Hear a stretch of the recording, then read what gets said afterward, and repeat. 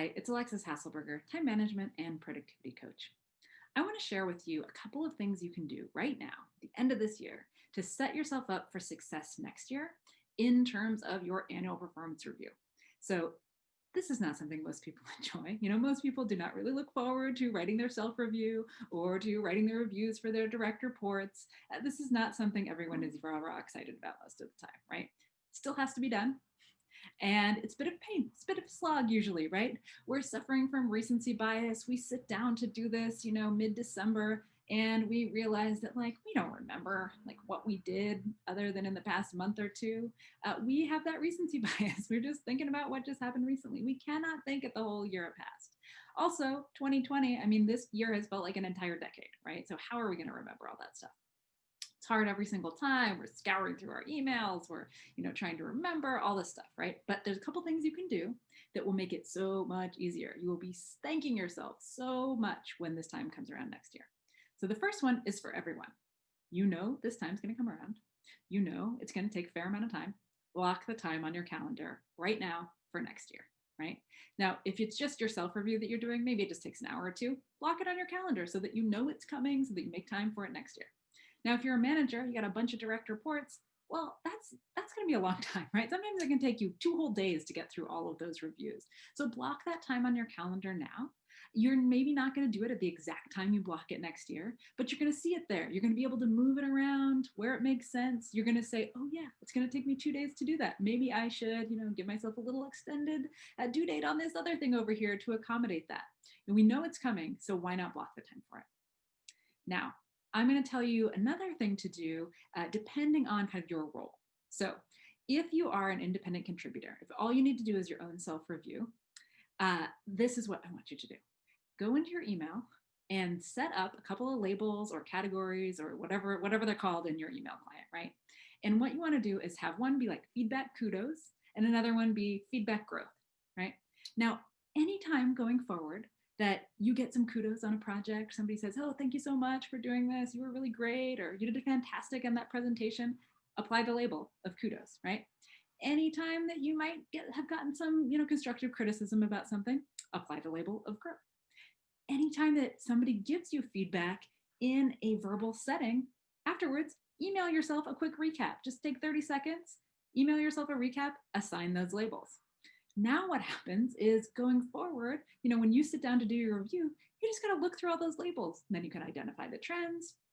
You can see what happened. You'll look through stuff and you'll say, oh yeah, I remember when that happened, et cetera. You'll have a much better idea of what happened the whole year instead of just remembering what happened in the last month. Now, if you're a manager, you want to do that too, of course, for yourself. But you also have a whole bunch of direct reports to worry about. And you might not remember everything they did either. And maybe they weren't as good at, filling in the details in their self-review so that you would have all that information. So what you want to do is this. In your task system, or if you're not using a task system, then, just docs for each person. You want to have a task or a doc for each person called that person's name one-on-one. And then every week during your one-on-one with that person, just pop in a few notes. So if you're using task system, pop it into the comments, it'll timestamp it for you. And just, be mentioning anytime they did something well, anytime you gave them some feedback, just whatever the strengths and growth areas are, be keeping track of that. Because then again, at the end of the year, you'll be able to just review this list of everything that you had been thinking and keeping track of throughout the whole year without having to try to remember it all.